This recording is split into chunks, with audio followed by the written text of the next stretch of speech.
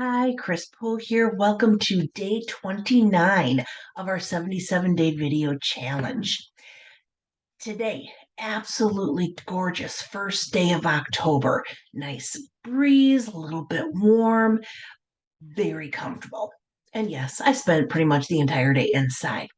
My husband, on the other hand, did spend quite a bit of his day outside. He took the tarp off of our gazebo out on the deck. I did give him a haircut outside on the deck.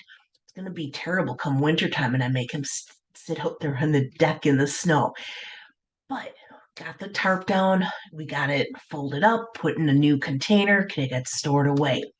He changed out the light bulbs, all of our outside light bulbs. He put the orange lights in for Halloween. He also put up the spider.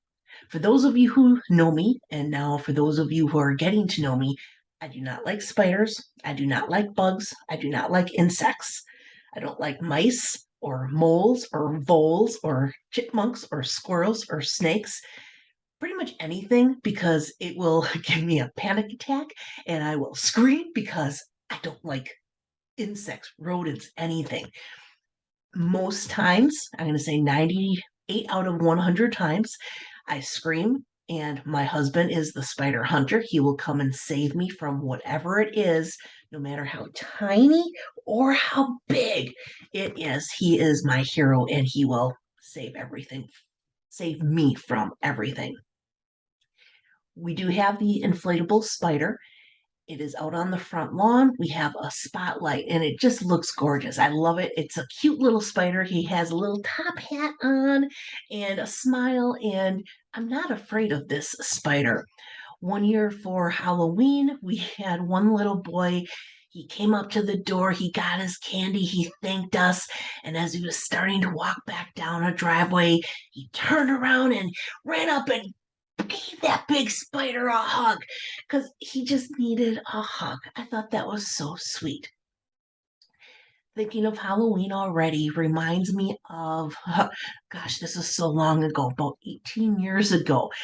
My college roommate, she and her husband actually moved to Plymouth, and it was maybe a 10-minute drive from our house to theirs. Their trick or treat in their neighborhood was always on Saturday, the Saturday before Halloween. Trick or treat in my neighborhood is always on the 31st, 4 p.m. to 7 p.m. My husband would normally be home by 4 o'clock and he would start the trick or treating without me. He would normally take the screen out of our door and then he could just hand the candy directly through that open window. Kids loved it. They thought that was the coolest thing ever. My friend Annie and Andy, they would bring their children over to trick or treat in our neighborhood. Well, the one year they took the oldest boy out, he was about 6, 7 years old, and Matt wanted to stay behind. He was going to help. He was going to help hand out the candy. He was about 1.5 or so at the time. He's dressed up at this cute little lion outfit, and he was in the living room by the candy, and I said he could have one piece. His dad, my hubby, the older boy, they were out trick or treating.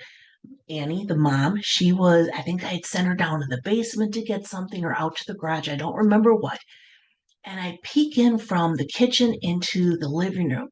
Here's little Matt taking pieces of candy from my candy dish and putting it into his bucket. I said, "Excuse me, I told you you could have one piece of candy." And he pouted and put the pieces back. But he's watching me. And when he saw that I snuck back into the kitchen, he started putting them back into his bucket. And I peeked my head out and I saw this. It was just hilarious. Later that night, when we were ready for dinner, he wanted nothing to do with eating real food. He wanted candy.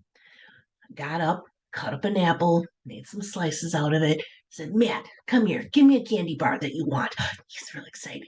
Gives me a little miniature Hershey bar.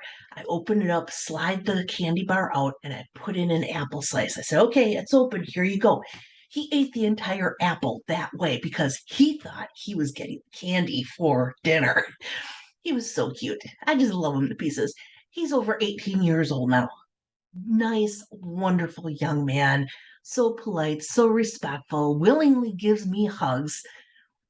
At least he shows that he is willing. He may hide it in his head that, oh, why do I have to hug the old people? But he always gives me a hug.